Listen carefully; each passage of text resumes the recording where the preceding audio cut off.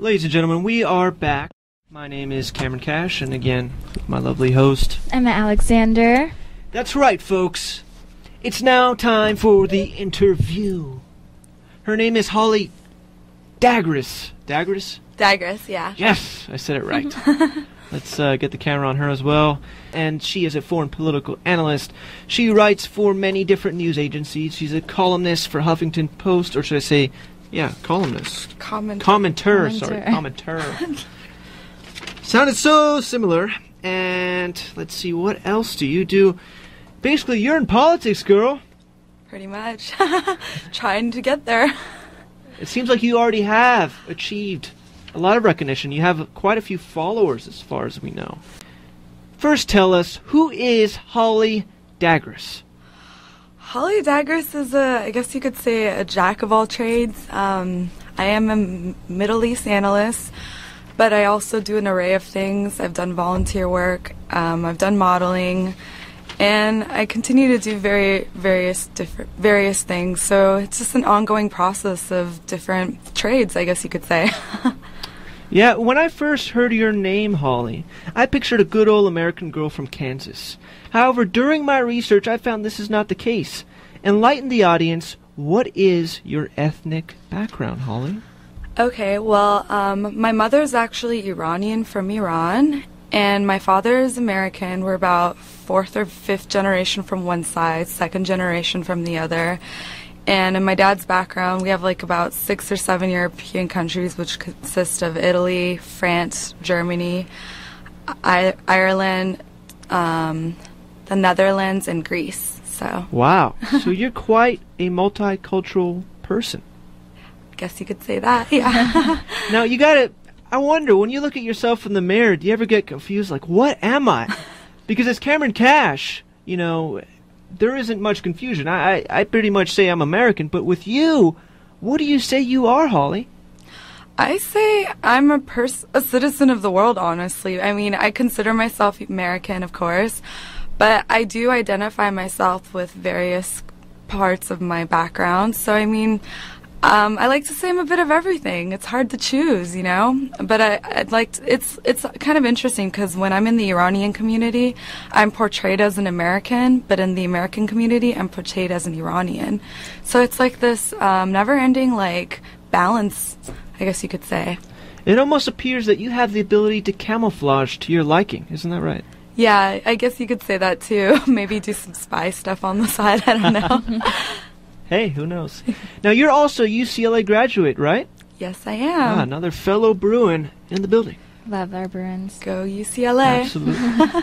Now, my next question for you, Holly, is that you mentioned just now that I believe your mother, who was Iranian. Now, it's common to hear about Iranian children migrating to the U.S. at a young age, but you, Holly, an American-born citizen, did the reverse by migrating to Iran. How did that come about, and what was the transition like for you? Well, around the age of 13, a little before that, of course, my mom married an Iranian man. Oh, actually, let me backtrack. My parents divorced when I was about 5 because of cultural differences, and around the age of 12, my mother got remarried to an Iranian man, and it came about that we were going to move to Iran, which was a really odd situation. I had the choice to stay here, but given that I am a girl and I am my mother's daughter, I decided to move to Iran with her and my stepfather, and that was about when I was turning 13. And so, I mean, the transition at first was very hard. I mean, here I am wearing shorts, listening to NSYNC and Backstreet Boys, and all of a sudden I'm walking around with a headscarf and pictures of Khomeini everywhere, and just not a lack of understanding of what was really happening at the time. Holly, I hate to interrupt you, but we have a caller. Line 1, you're on the air. Hi, I had a question about Holly's background. Yeah, go ahead. Hello? Hello? Yeah, you're on the air. Go ahead. We hear an echo. If you could, turn off the radio. Yeah, why did she move back to Iran? I mean, does her mother work for the Iranian nuclear program, or does she work for the clerics in Iran? How does that work out? Oh, well, actually... Is she being paid by the government to come and talk, or what? Well, you know, this is a good one. You know, it's funny. My stepfather was related to the Shah of Iran, and we were actually from a very aristocratic family, the Farmayans. So if you look back into Iranian history, they're the guys that pretty much put Reza Shah in power with the British. And he actually went to Iran to take back the land that they had taken during the regime change. So, well, I mean, in that case, you must come from a pretty good lineage, because Reza Shah was a pretty good Shah. Well, he was the last I'm not. Shah. Yeah, well, I'm not actually directly related with him, but that would be my stepfather's family, and they weren't directly related with him. They were the aristocrats that put him in power. No, that was Mohammad Reza. Huh?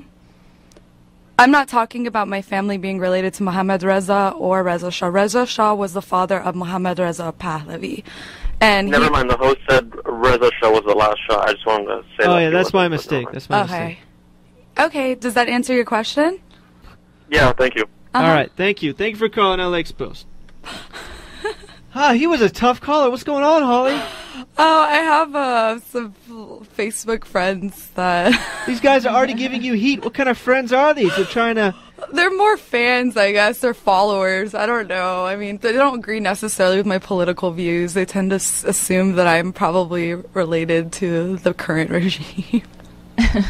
It doesn't well, you know, strike he me is at right. all. I did make a mistake. Mohammad Reza, I believe, was the last Shah. I always get them confused because Reza Shah, Mohammad Reza, they sound the same. Yeah, they do pretty much.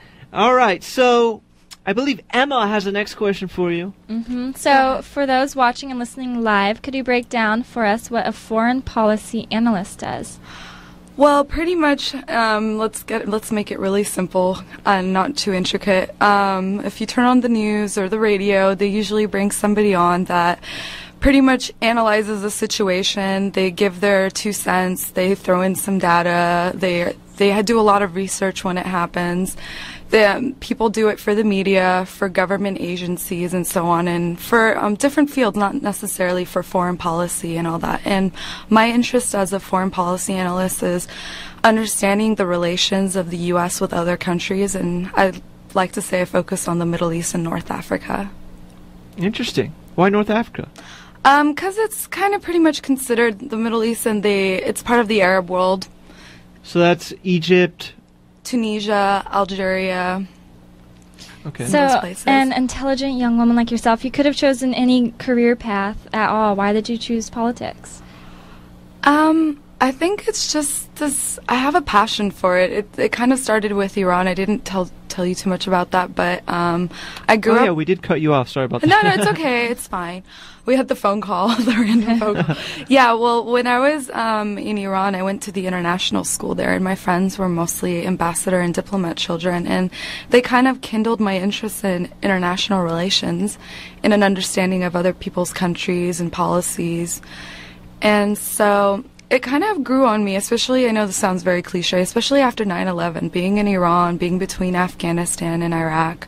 I just got really curious to what was going on, and I don't know, I felt like they needed somebody like me, not necessarily me, but that actually lived in Iran and lived in the U.S. to kind of bridge the gaps between the U.S. and the Middle East, I guess you could say. I see. At what age did you officially leave Iran? 20. Oh, wow. Yeah. Wow, And may I ask... From 13 to 20? 20, yeah. And may I ask how old are you now? I am 25. Oh, only 5 So years ago. how has that transition been like when you came back to Los Angeles? You know, it's kind of funny because I pretty much grew up here. I did a lot of moving around. I lived in Woodland Hills, Beverly Hills, Northridge, everywhere. I did visit about once a year. It wasn't much of a transition. I mean, I came back and it was as if nothing changed, except I'd lived in Iran for 7 years. It's kind of weird, and people never really would have guessed that until I tell them. And you went to high school in Iran? Yes. Wow. How was that? Tell us about that. It was interesting because, like I said, it was the international school, so although we had to wear a headscarf and the school uniform that was more of an Islamic dress, well, it was just a great experience. It wasn't co-ed. All the students were from different parts of the world, and other than the fact that we had to cover ourselves and it was an all-girls school and the teachers were Iranian, you really didn't feel like you're in Iran. But I'm not going to lie, the studies were just as hard as the studies outside the school at all the Iranian schools, which are pretty well known for, I don't know, making you hate school, if you could put it that way. Interesting, very interesting. I'm also curious, Holly, when you lived in Iran, how hard was it to form a romantic relationship? In my situation, like me and my classmates' situation, it wasn't too hard. We can get away with going out and not being questioned because we were somewhat diplomatically immune. Like, there were times when I'd be out with a boy and they would ask like what we were doing, and we'd pull out our cards and they wouldn't question us after that. But I think if we were Iranians, it might have been a little bit of a different story. So back here in Los Angeles, you've done some modeling. That's quite a contrast from politics. What sparked your interest in that?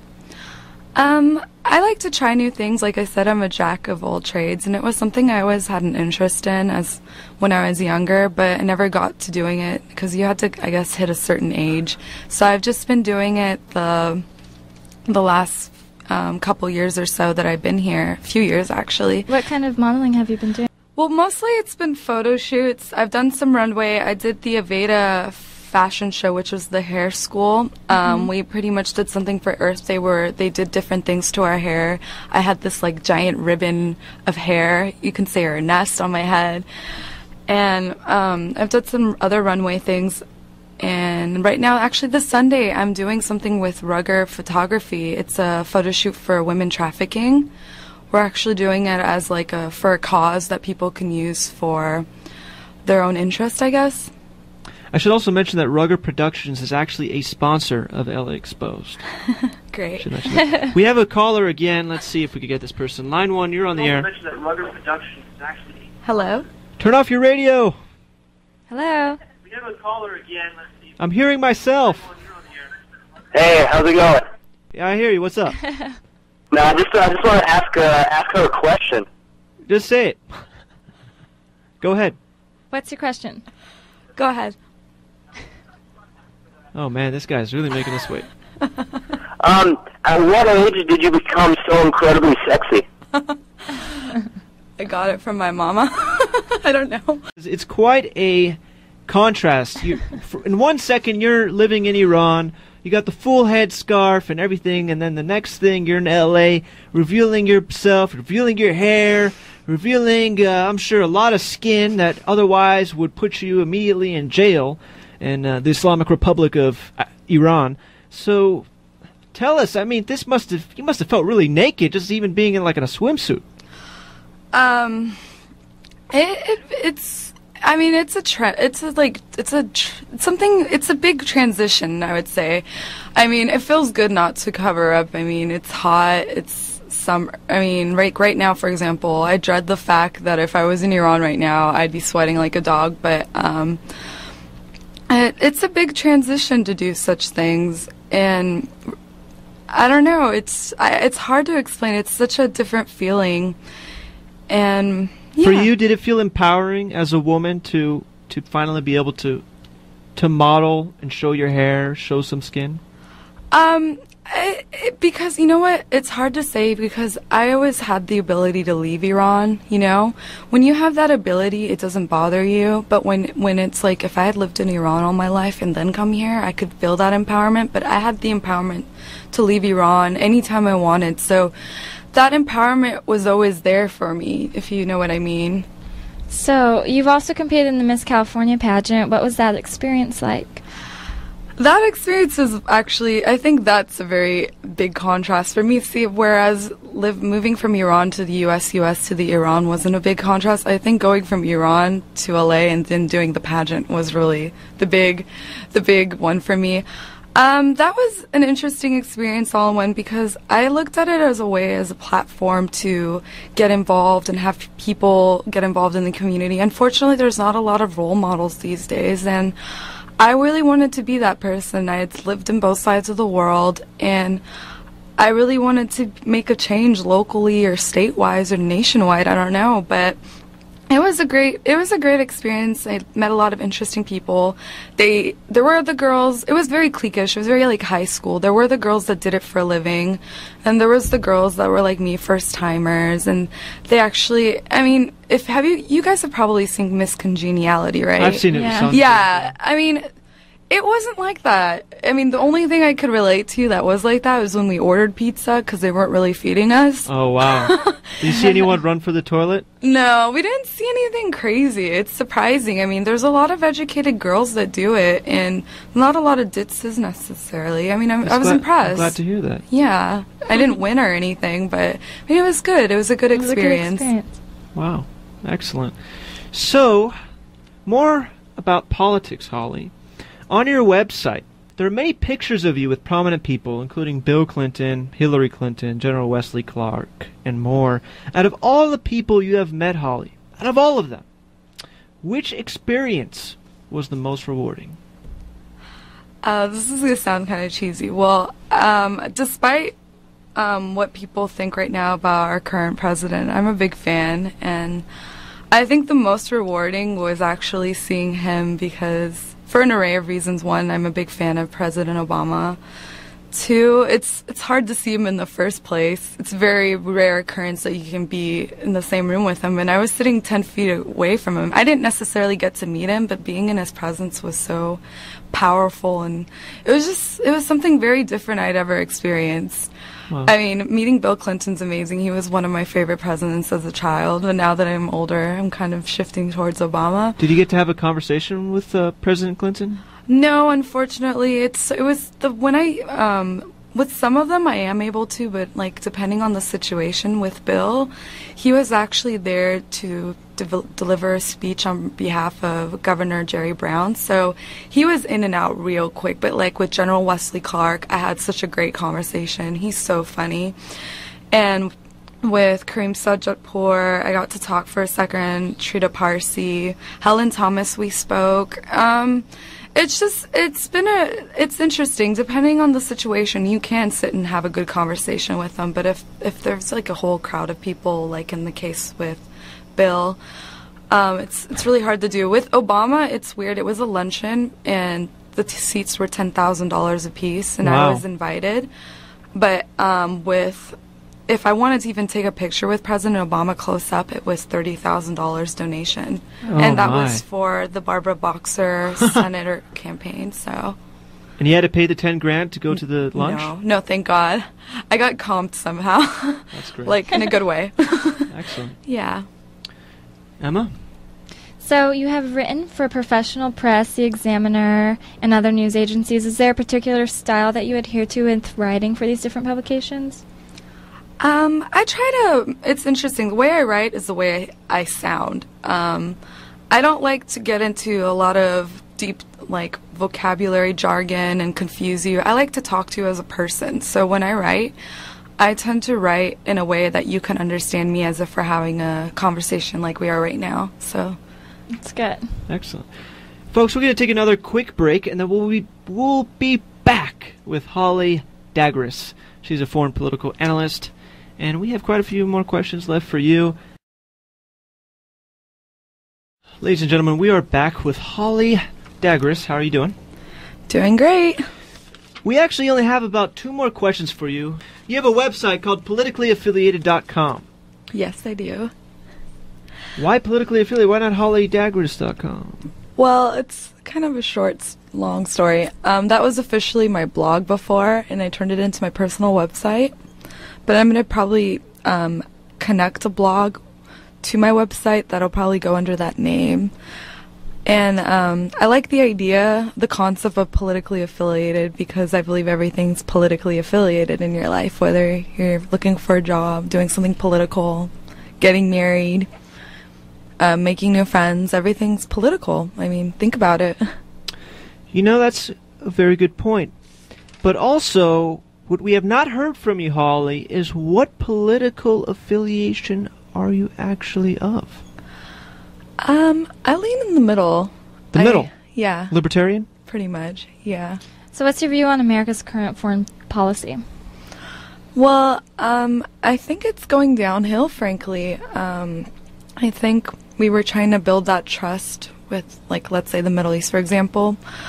After the Bush administration, we were trying to build that trust up with President Obama, but after Libya, I think people in that region are losing a lot of faith in the U.S. government again, and I think it's our job to show that we're not on the dictator side, which we've been trying to do, but the fact that we've attacked Libya and not other countries, which I do not condone, by the way, it just shows that a lot of people are thinking it's hypocritical. So we need to open up dialogue with these countries and show that we are in support of all these movements and that sort of thing. So wow. Now, back to Iran. I want to know, Holly, do you think there's going to be another revolution or more protests anytime soon?